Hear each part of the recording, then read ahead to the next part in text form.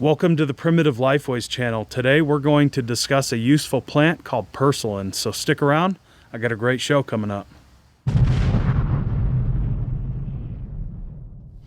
Alright folks, so I want to welcome you back. Now as you can see in here, we have a few different plants sprouting up that are a bit different than the Purslane. But in here, you can see all these little succulent plants. This is all Purslane. And the way that I identify it is I'll look at the stem and you'll see the stem has kind of a pinkish, reddish tone to it. Some of the more matured Purslane, it'll have yellowish flowers on it.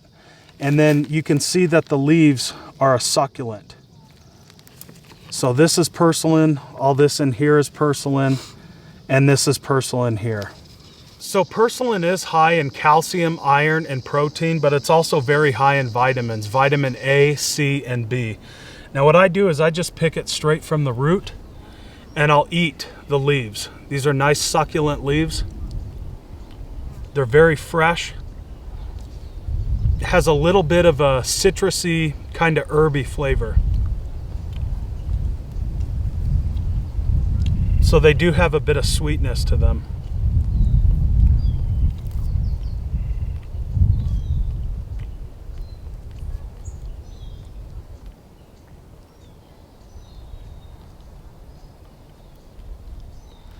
Now, dipping back into more traditional times, it was reported by an archaeologist that the natives in the Arizona region did in fact use native Purslane. Now, the Purslane that I showed you is a European plant. It was brought over by the Europeans. So this is called common Purslane. But the native Purslane, the Hopi specifically, used it to boil the leaves and add it to meat dishes. And then referring back to the Navajo people, they would collect some of the seeds, pound it down into a mush, and bake it as a bread.